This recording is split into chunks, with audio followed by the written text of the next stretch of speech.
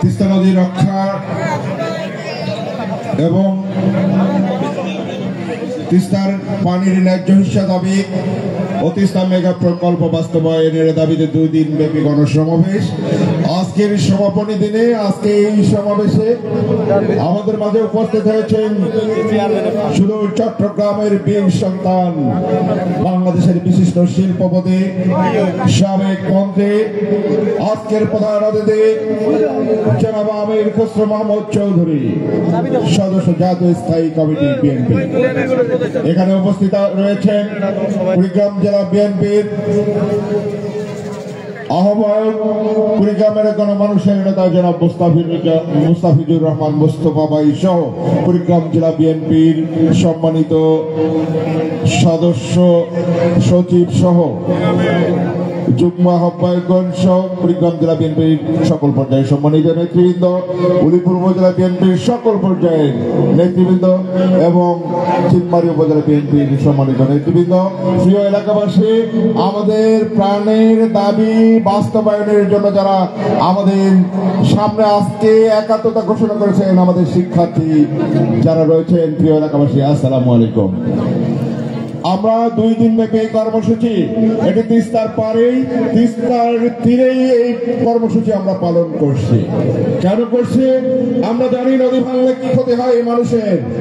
যখন নদী আমাদের এই ভূখণ্ড যখন নদী দিয়ে বিচ্ছিন্ন হয়নি, যখন আমরা একত্রে ছিলাম, আমাদের এখানে আমাদের প্রত্যেকটি মানুষের ঘরে গোলা ভরা ধান ছিল, গোয়াল ভরা গরু ছিল, পুকুর ভরা মাছ ছিল, মুখ ভরা হাসি ছিল। আমরা অনেক আনন্দে দিন কাটিয়েছি। কিন্তু যখন এই তিস্তা নদী আমাদের এই এলাকাকে ভেঙে বন্যায় যখন আমাদের ক্ষতিগ্রস্ত করে আমাদের সর্বশান্ত করে দেয়, আমরা জানি যে একটা নদী ভাঙা মানুষ কত বড় অসহায় হতে পারে। যখন কোনো বাড়িতে আগুন লেগে যায়, সামান্য সম্পদ পড়ে গেলেও ঘুরে দাঁড়ানো যায়। কোনো বাড়িতে চুরি হলেও সামান্য সম্পদ চলে গেলেও ঘুরে দাঁড়ানো যায়। কিন্তু যখন কোনো বাড়িতে, যখন কোনো এলাকা নদীতে ভেঙে যায়, তখন সেই এলাকার মানুষগুলো দাঁড়াবার আর কোনো ঠাঁই থাকে না। আমরা নদীর পাড়ের মানুষ, এই নদী ভাঙার ফলে আমাদের রক্তের সম্পর্ক বিচ্ছিন্ন হয়ে যায়, আমাদের আত্মীয়তা বিচ্ছিন্ন হয়ে যায়, আমাদের সামাজিক মর্যাদা থাকে না, কারণ আমাদের ছেলে মেয়ে কেউ বিয়ে করাতে চায় না, আমরা সামাজিক ভাবে হয়ে যাই। এই নদী আমাদের অনেক ক্ষতি করে। এই নদী আজকে আমাদেরকে পথে বসিয়েছে। আমরা বিগত 17 বছরে বৈষম্যের শিকার। আজকে মাননীয় প্রধান অতিথি আপনি এসছেন, আপনি বাংলাদেশ সরকারের মন্ত্রী ছিলেন। আগামী দিনে ইনশাআল্লাহ বিএনপি পাওয়ারে আসলে আপনি একজন গুরুত্বপূর্ণ মন্ত্রী হবেন। আজকে তিস্তা পারে আপনাকে আমরা ডেকে নিয়ে এসছি। আপনি অনেক কষ্ট করে এসেছেন। আমাদের প্রাণের দাবিগুলো আপনি শুনে যান, আমাদের অবস্থা আপনি দেখে যান। আমরা 17 বছর উন্নয়ন বঞ্চিত, এই হাসিনা ফ্যাসিস্টের দ্বারা বৈষম্যের শিকার। আর এই তিস্তা প্রকল্প, এটি ছিল তিস্তা ব্যারেজ, এটা শহীদ প্রেসিডেন্ট জিয়াউর রহমানের প্রকল্প। আমরা শহীদ জিয়াউর রহমান নেই, আমাদের এই প্রকল্প আর বাস্তবায়ন হয় নাই। তাই আপনার কাছে আমাদের দাবি, আগামী দিনে মন্ত্রী হবেন, আপনি চট্টগ্রামের সন্তান, কিন্তু আজকে উলিপুরের মাটিতে আমরা মনে করি আপনি আমাদের সন্তান। আমাদের দাবি থাকবে আপনার কাছে, আপনি আমাদের প্রতি খেয়াল রাখবেন। এই তিস্তা মেগা প্রকল্প বাস্তবায়ন করার জন্য আপনার দিক থেকে সার্বিক সহযোগিতা দিবেন। আপনার কাছে আমাদের এই প্রত্যাশা। আজকে যারা এখানে এসছেন, আমি মনে করি ত্যাত্রাইবাসীকে জাগানোর চেষ্টা করেছিলাম, আরো যতটা জাগিয়ে তোলার কথা ছিল ততটা জাগাতে পারি নাই। হয় ত্যাত্রাইবাসী, দলদলীয়বাসী আমাদের আন্দোলনের আবেগ, আন্দোলনের উদ্দেশ্য বুঝে নাই, হয় তারা ব্যর্থ, নাহলে আমরা ব্যর্থ হয়েছি। আমি ধন্যবাদ দেই আমাদের শিক্ষার্থীরা, তারা কালকে এসছে, আজকে এসেছে। আমাদের ছোট্ট সমামণি তোমাদেরকে বলে দিয়ে যায়, এই আন্দোলন চলবে যতক্ষণ পর্যন্ত এই তিস্তা মেগা প্রকল্প বাস্তবায়ন হবে না। আমরা থাকবো না, আন্দোলন তোমরাই হাতে তুলে নিবা, তোমরা আন্দোলন করবা। তোমরা শুধু তিস্তা মেগা প্রকল্প না, এই ছাত্রাই থেকে পানি ব্রিজ এটাও তোমরা করবা। তোমাদের প্রতি আমাদের আদেশ থাকলো, নির্দেশ থাকলো। আমি তাদেরকে ধন্যবাদ দিই, তারা গতকাল কষ্ট করে এসছেন, আজকে এসছে, এবং ধন্যবাদ দিই অনেক দূর দূরান্ত থেকে অনেকে এসছেন নদীভাঙ্গা এলাকা থেকে। সময় খুবই সংকীর্ণ, সেজন্য আমি আমার বক্তব্য শেষ করছি এবং আমরা আপনাদেরকে এই তিস্তা নদী রক্ষা কমিটির পক্ষ থেকে আন্তরিক অভিনন্দন, কৃতজ্ঞতা এবং ধন্যবাদ জানিয়ে আমার বক্তব্য শেষ করছি। খোদা হাফেজ। বাংলাদেশ জিন্দাবাদ, বেগম খালেদা জিয়া জিন্দাবাদ, আমাদের নেতা জনাব তারেক রহমান জিন্দাবাদ, আজকে আমাদের প্রধান অতিথি জনাব খসরু ভাই জিন্দাবাদ। আর আমাদের যে নেতা আমাদেরকে এই দীর্ঘদিন ধরে এই মাটিতে রাজনীতি করার জন্য একজন পরিচ্ছন্ন রাজনীতিবিদ, কুড়িগ্রাম জেলার সাবেক সভাপতি, চেয়ারপারসনের উপদেষ্টা কাউন্সিলের অন্যতম সদস্য জনাব তাজমিরুল ইসলাম জিন্দাবাদ। ব্রহ্মপুত্র তিস্তা ধরলা তাজবির মধ্যে নমুনা। ধন্যবাদ হাত আলী ভাইকে। মঞ্চে আসার জন্য আহ্বান জানাচ্ছি অত্র ইউনিয়ন বিএনপির সংগ্রামী সাধারণ সম্পাদক শিক্ষক নেতা জনাব আলমগীর বসুনিয়া। এই পর্যায়ে মঞ্চে আসবেন উলিপুর উপজেলা বিএনপির সাংগঠনিক সম্পাদক নুরুজ্জামান বাচ্চু। প্রিয় উপস্থিতি, সময়ের স্বল্পতার কারণে আমাদের কুড়িগ্রাম জেলা বিএনপির নেতৃবৃন্দ অন্য একটি পয়েন্টে গিয়ে বক্তব্য রাখবেন। প্রথমে আমি জেলা বিএনপির নেতৃবৃন্দের বক্তব্য দিচ্ছি। এই পর্যায়ে বক্তব্য রাখবেন কুড়িগ্রাম জেলা বিএনপির সংগ্রামী যুগ্ম আহ্বায়ক সহকারী অধ্যাপক জনাব হাসিবুর রহমান হাসিব ভাই। হাসিবুর রহমান হাসিব।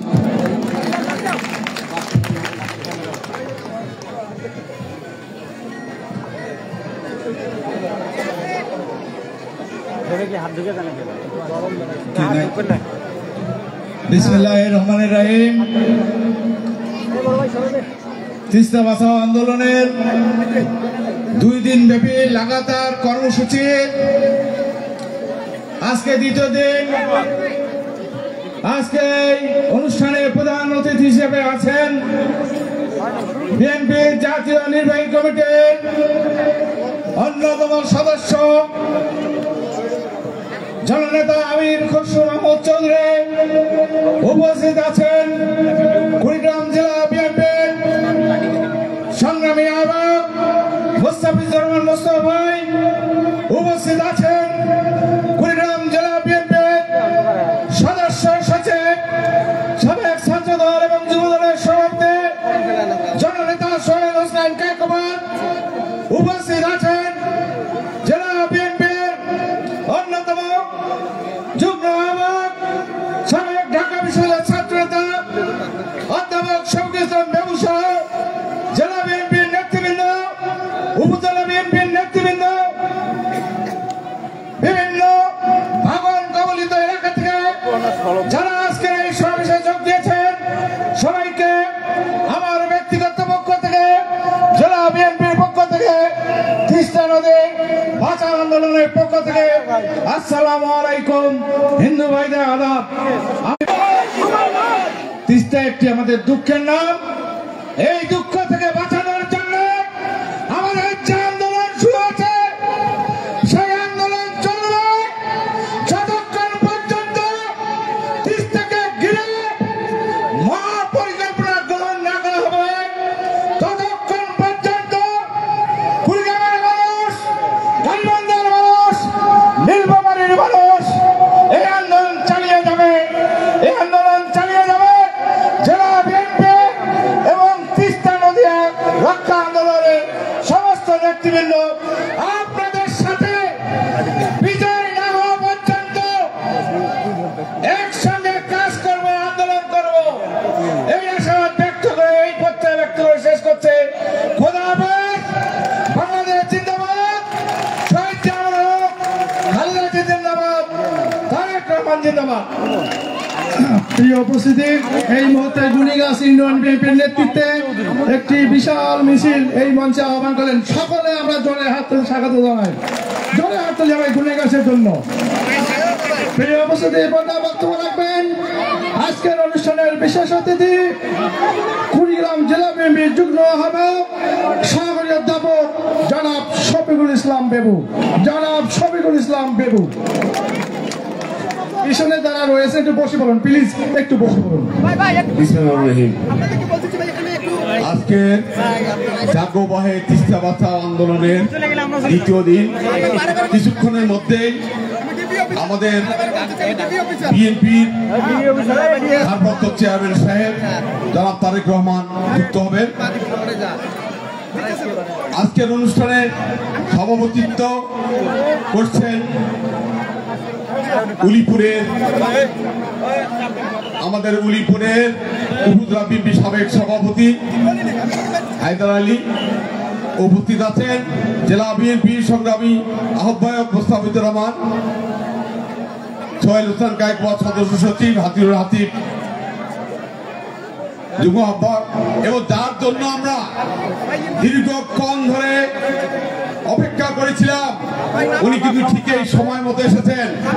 এই চট্টগ্রামের সম্ভ্রান্ত পরিবারের সন্তান, আমাদের সাবেক মন্ত্রী, জাতীয় স্থায়ী কমিটির বিএনপির সদস্য জনাব আমির খসরু মাহমুদ চৌধুরী আমাদের মাঝে উপস্থিত হয়েছেন। তাকে আমরা উলিপুরবাসী তথা কুড়িগ্রামের জনগণের পক্ষ থেকে ধন্যবাদ জানাই।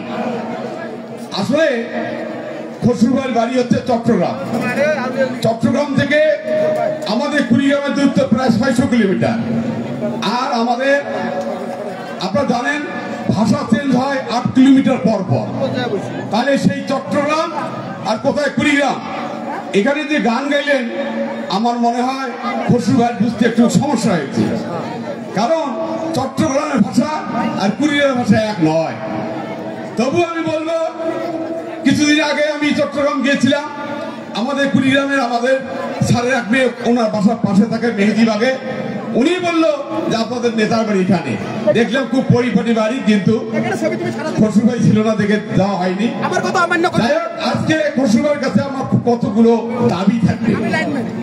সেটি হচ্ছে, সবাই বলে মহাপরিকল্পনা, এটা আমরা নিজেও বুঝি না এটা কি জিনিস আসলে।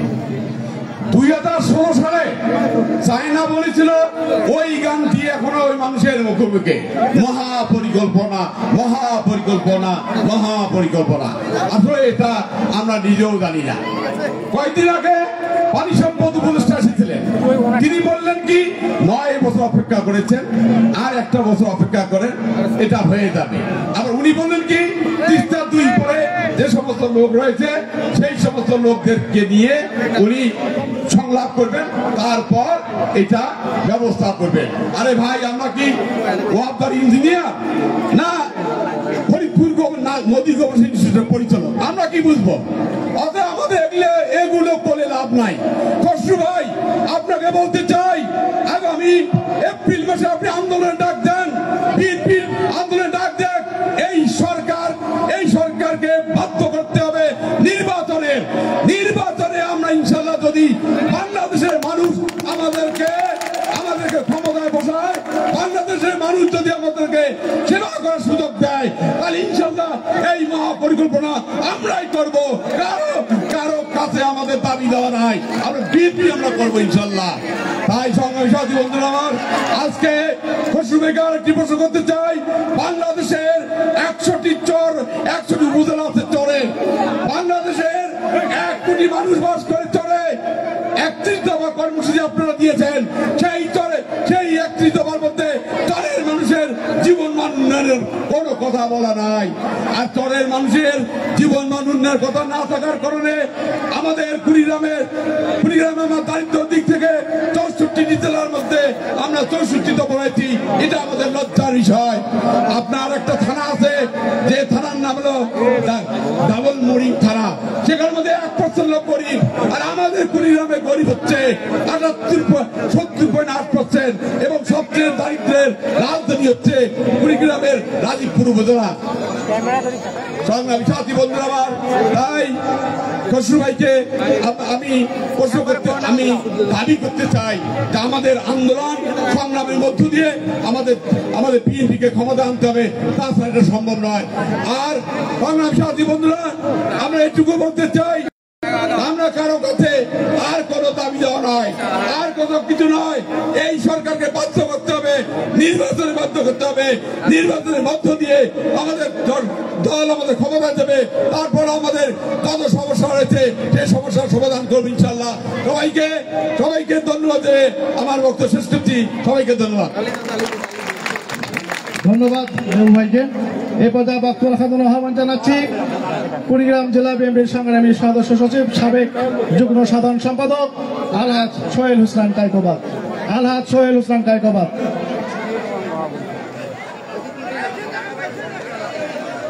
বিসমিল্লাহির রহমানির রহিম।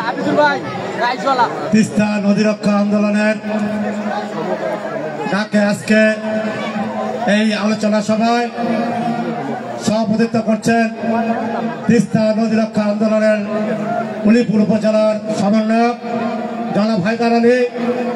আমাদের মাঝে উপস্থিত আজকের আলোচনা সভার প্রধান অতিথি হিসেবে বিএনপির স্থায়ী কমিটির সম্মানিত সদস্য, সারা বাংলাদেশের বিএনপির নেতা কর্মী, তৃণমূল নেতা কর্মীর আস্থার প্রতীক, জিয়া পরিবারের অত্যন্ত আস্থাভাজন, আমাদের সকলের প্রাণ প্রিয় নেতা বড় ভাই জনাব আমির খসরু মাহমুদ চৌধুরী। আমাদের মাঝে উপস্থিত রয়েছেন জেলা বিএনপির সম্মানিত আহ্বায়ক মোস্তাফিজুর রহমান মোস্তফা। আমাদের মাঝে উপস্থিত রয়েছেন জেলা বিএনপির যুগ্ম আহ্বায়ক শফিকুল ইসলাম বেবু। আমাদের মাঝে উপস্থিত রয়েছেন জেলা বিএনপির যুগ্ম আহ্বায়ক হাসিবুর রহমান হাসিব সহ তিস্তা নদী রক্ষা আন্দোলনের সকল পর্যায়ে সম্মানিত নেতৃবৃন্দ, সম্মানিত উলিপুর উপজেলার বিএনপির সকল পর্যায়ের সম্মানিত নেতৃবৃন্দ, সামনে বসা আমার আদরের সোনামণিরা, সব উপস্থিত নদী ভাঙন এলাকার আমার সম্মানিত ভাইরা, আসসালামু আলাইকুম রহমতুল্লাহি ওয়া বারাকাতুহু। হিন্দু ভাইদের প্রতি রইল আদাব। সময় অত্যন্ত কম। আমাদের ভারপ্রাপ্ত চেয়ারম্যান বিকাল 5টায় তিনি বক্তব্য রাখবেন।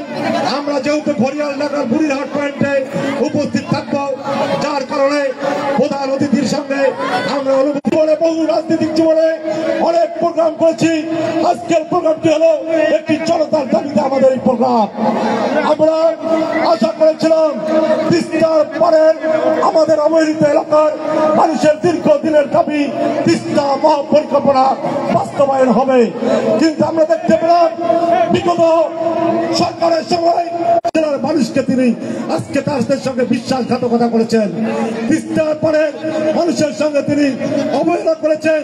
আমরা তিস্তা পরে এই 5টি জেলার মানুষ আমরা মর্মাহত হয়েছি, দুঃখ পেয়েছি এই বিগত সরকারের এই সমস্ত কর্মকাণ্ডের কারণে।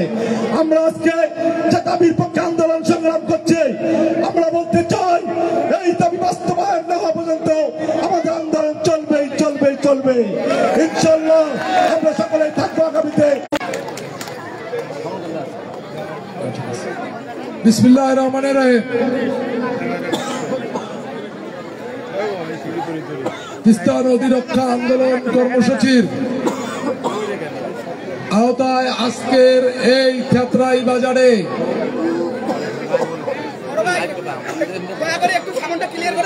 এই এলাকার যারা এখানে আজকের এই সমাবেশে উপস্থিত আছেন, তাদেরকে আমি প্রথমেই আমার জেলা বিএনপির পক্ষ থেকে শুভেচ্ছা এবং অভিনন্দন জানাই। আপনারা জানেন আজকের এই মঞ্চে উপবিষ্ট আমাদের কেন্দ্রীয় বিএনপির স্থায়ী কমিটির সদস্য, বীর চট্টলার সন্তান জনাব আমির খসরু মাহমুদ এমপি, সাবেক এমপি এবং সাবেক মন্ত্রী। এখানে মঞ্চ উপবিষ্ট জেলা বিএনপির নেতৃবৃন্দ এবং এই নদী রক্ষা সমন্বয় কমিটির নেতৃবৃন্দ, সঙ্গে এই উপজেলার বিএনপির নেতৃবৃন্দ এবং এই এলাকার মুরব্বীগণ, সবাইকে রইল সালাম, আসসালামু আলাইকুম। হিন্দু ভাইদের আদাব। বক্তব্য দেওয়ার কিছু নেই, বক্তব্য দেব না। আপনারা জানেন যে আমাদের এই অঞ্চলের মানুষের এক সময়ের প্রাণের দাবি ছিল নদী খনন এবং এটি বিস্তীর্ণ চর এলাকাকে আবাদযোগ্য ভূমি হিসেবে তৈরি করার জন্য একটা দাবি ছিল। কিন্তু বিগত তাবেদার সরকারের আমলে চীন যে আমাদেরকে স্বপ্ন দেখিয়েছে এখানে নদী খনন সহ নদীর পার্শ্ববর্তী এলাকায় মেগা টাউন এবং মেগা প্রকল্প হিসাবে এখানে বড় বড় বিল্ডিং শহর এখানে গড়ে ওঠার জন্য, বিনোদন পার্ক গড়ে ওঠার জন্য, সেই স্বপ্নের মাঝ থেকে আমরা মানুষের অনুভূতি বুঝতে পেরে এই আন্দোলন কর্মসূচির ডাক দিয়েছেন আমাদের লালমনিরহাটের কৃতি সন্তান রংপুর বিভাগীয় সাংগঠনিক সম্পাদক জনাব আসাদুল হাবিব দুলু মহাশয়।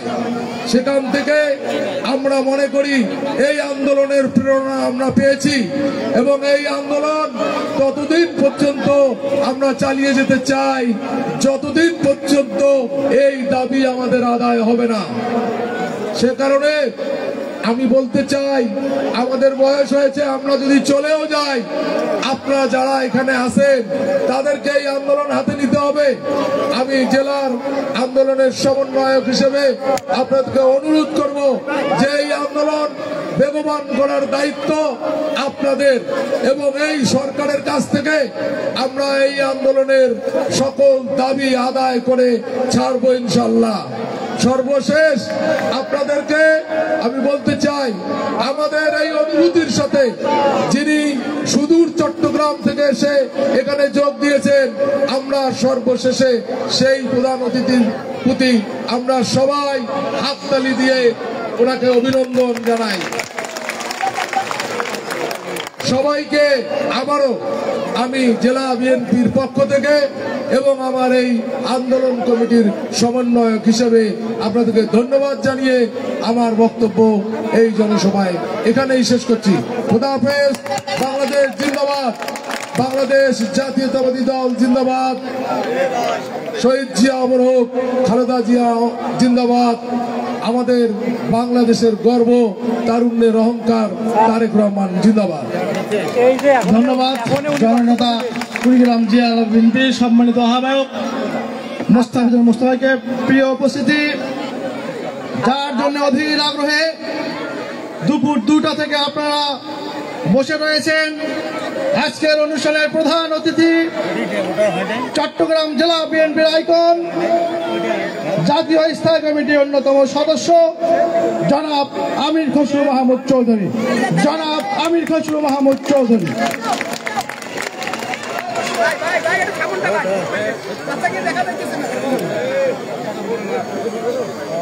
ভাই রে ভাই,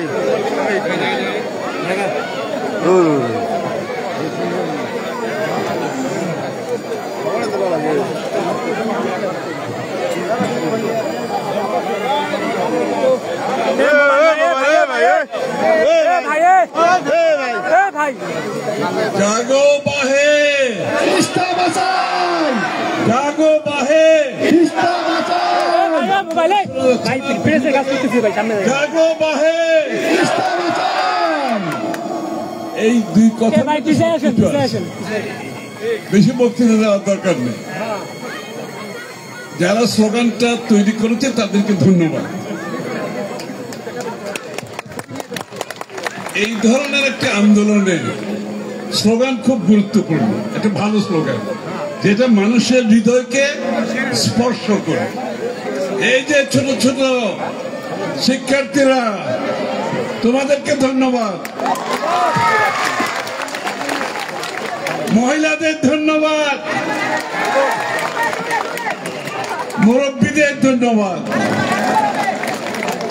আর যারা যুবক তাদের কাজ হচ্ছে আন্দোলনের অগ্রভাগে থাকে, তাদেরকেও ধন্যবাদ। তিস্তা বাঁচাও এই আন্দোলন বাংলাদেশের মানুষের হৃদয়ের আন্দোলন। এটা বাংলাদেশের মানুষ ধারণ করছে বহুদিন, এই অঞ্চলের মানুষ আরো বেশি। কোন একটি এই ধরনের সমস্যা, এই ধরনের আন্দোলন, এই ধরনের দাবি পূরণ করতে হলে বাংলাদেশে একটি দেশপ্রেমিক সরকারের প্রয়োজন আছে। দেশপ্রেমিক সরকার লাগবে, একটি দেশপ্রেমিক সরকার মানুষকে সাথে নিয়ে সমস্যার সমাধান করা যত সহজ, মানুষকে বাদ দিয়ে কোন সরকার কিছু করতে পারবে না।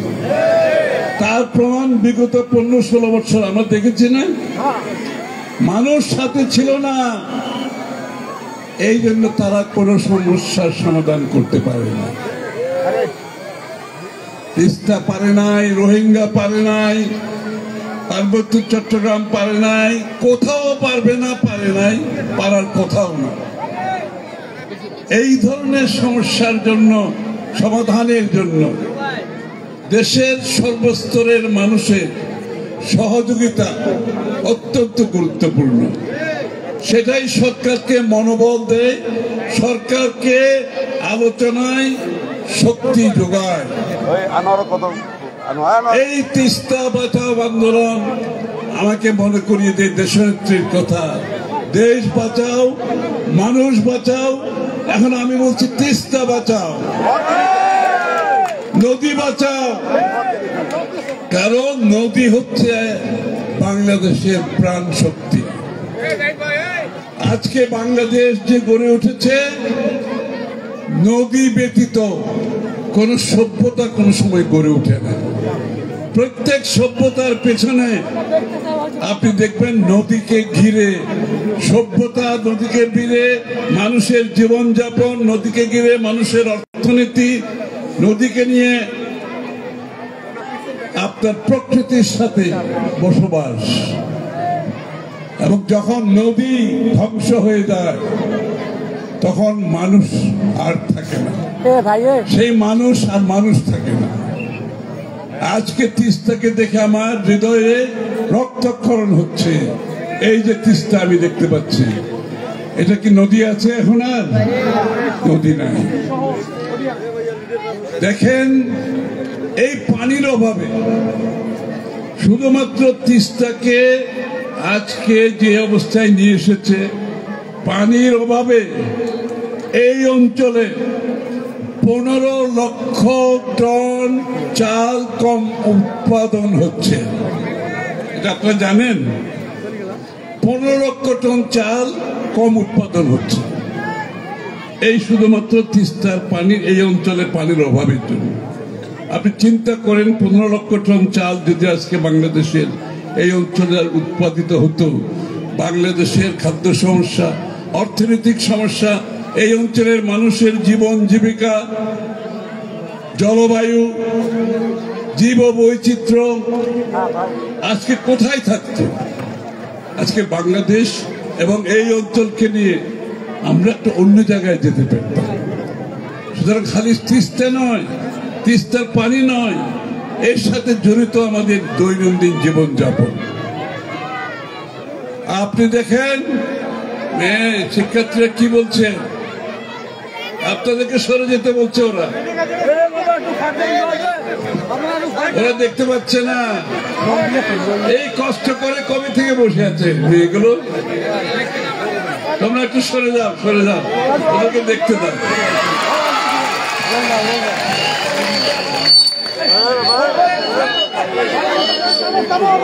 আপনার তিস্তার পানি কেন নাই? সেখানে বিদ্যুৎ কেন্দ্র, জল বিদ্যুৎ কেন্দ্র করেছে মাত্র 74 মেগাওয়াট। চিন্তা করেন, এমন কোনো বড় কিছু নেই, মাত্র 74 মেগাওয়াটে। সেখানে গজলডোবা বাঁধ সৃষ্টি করেছে, বিভিন্ন পয়েন্টে পানি অন্যদিকে ধাবিত করেছে। আমাদের যে দাবি সেটা কোনো চাওয়া পাওয়ার বিষয় না, সেটা আমার আন্তর্জাতিক আইনে আমার যে প্রাপ্য পানি সেখান থেকে বাংলাদেশের মানুষ বঞ্চিত হচ্ছে। প্রশ্নটা হচ্ছে সেই জায়গায় আমি ন্যায্যভাবে যে পানির পাওয়ার কথা সেই পানি বন্ধ করে দেওয়া হয়েছে। বারবার রিভার কমিশনের কথা বলা হয়, কোনো কিছু হয় না। বারবার আলোচনা হয়, কোনো কিছু হয় না।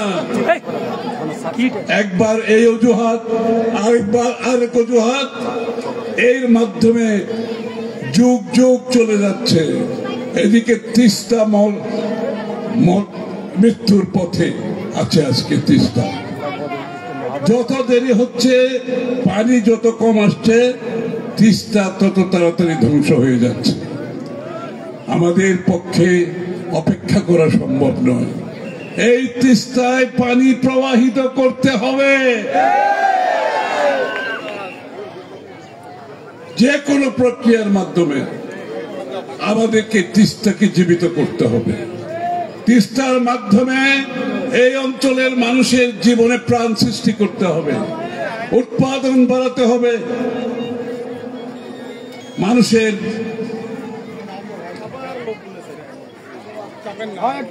চাকরি বাকরির সুযোগ করতে হবে,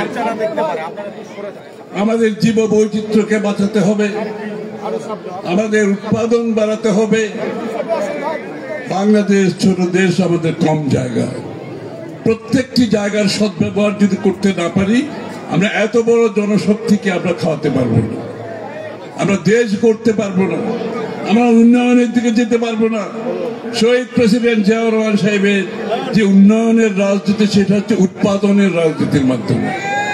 উৎপাদন না হলে কোনো উন্নয়ন হবে না, মানুষ খেতে পারবে না, মানুষের স্বাস্থ্য ভালো থাকবে না, চিকিৎসা করতে পারবে না।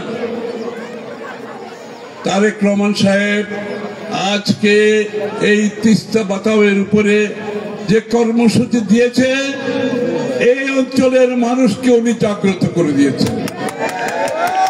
এই স্লোগানটা আবার বলতে হবে, জাগো বায়ে, জাগো বায়ে। বড় ভালো স্লোগান, আমার খুব ভালো লাগছে। প্রথমে বুঝতে পারি না, আস্তে আস্তে এখন বুঝতে পেরেছি এটা কি স্লোগান। এটা সারা বাংলাদেশের নদী বাঁচাও আন্দোলনে এই স্লোগান চালু করে দেবো। আমার বক্তব্য দীর্ঘায়িত করবো না। আমি আজকে যারা কষ্ট করে দেশপ্রেমিক নাগরিক হিসাবে আজকে এখানে আপনারা উপস্থিত হয়েছে, আমি এগুলো সব দেশপ্রেমিক, তাই না? সবাই দেশপ্রেমিক। এই মহিলা, আমার মা বোনেরা সবাই দেশপ্রেমিক। আপনাদের উপস্থিতি প্রমাণ করেছে। আমাদের বুড়ো মুরব্বীরা যারা আসছে তারাও দেশপ্রেমিক। আমি সবাইকে ধন্যবাদ জানাচ্ছি। আগামীর বাংলাদেশ, যেই বাংলাদেশ তারেক রহমানের নেতৃত্বে আমরা গড়ে তুলব ইনশাআল্লাহ, আগামীর বাংলাদেশ হবে ভিন্ন বাংলাদেশ। আগামীর বাংলাদেশ হবে আমাদের সকলের জন্য, একটি গোষ্ঠীর জন্য নয়, একটি দলের জন্য নয়, একটি ব্যক্তির জন্য নয়, একটি পরিবারের জন্য নয়, আমাদের সকলের জন্য আগামীর বাংলাদেশ। সবাইকে ধন্যবাদ। আজকের অনুষ্ঠানের প্রধান অতিথি মহোদয়কে এবারে আজকের এই দ্বিতীয় পর্বের বক্তৃতার বক্তব্য রাখবেন, সমাপনী বক্তব্য, তারপরে সাংস্কৃতিক অনুষ্ঠান হবে এবং স্থানীয় নেতৃবৃন্দ বক্তব্য রাখবেন। এই পর্যায়ে সভাপতি সাহেব তার সমাপনী বক্তব্য রাখবেন জনাব হায়দার আলী মিয়া। জনাব হায়দার আলী মিয়া।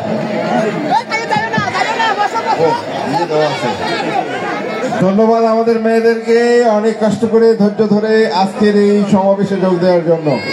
এখন আমরা এইখানে প্রায় 5টা বেজে গেছে, আমাদের নেতা তারেক রহমান সাহেব বক্তব্য দিবেন।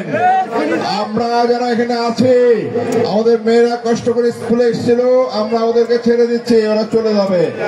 আপনারা এদিকে দাঁড়িয়ে না থেকে এদিকে আসে বসেন, চেয়ারে আসে বসেন। আমরা এখন প্রস্তুতি নিচ্ছি আমাদের নেতা জনাব তারেক রহমান, আগামী দিনের যিনি রাষ্ট্রনায়ক, তিনি সুদূর লন্ডন থেকে এই স্কাইপিতে আমাদের সঙ্গে সংযুক্ত হবেন।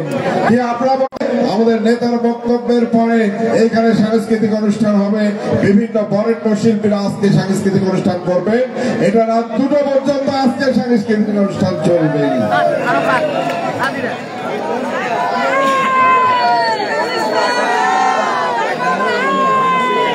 মঞ্চে এসেছেন উলিপুর এবং চিলমারি উপজেলা মহিলা দলের নেতৃবৃন্দ।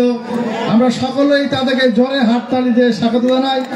আজকে উনি প্রধান অতিথির সঙ্গে সকলে দাঁড়িয়ে রয়েছেন। মহিলা দলের জোরে হাততালি, জোরে।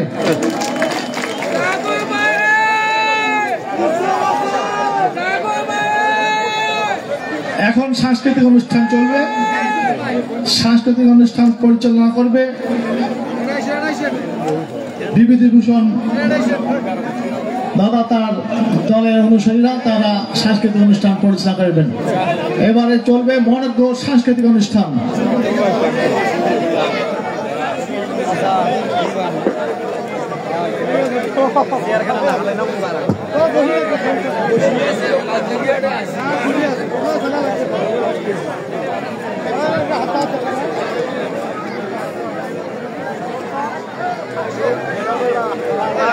বাবু ভাই ছবি উঠেবেন না,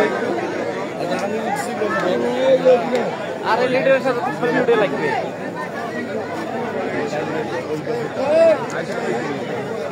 না কথা বলবে রেখেছে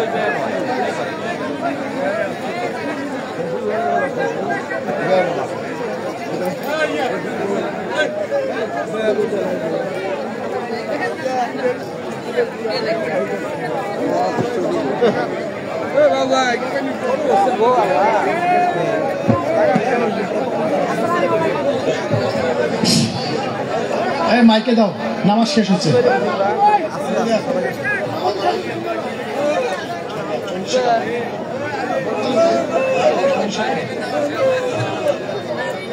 প্রিয় নেতৃবৃন্দ,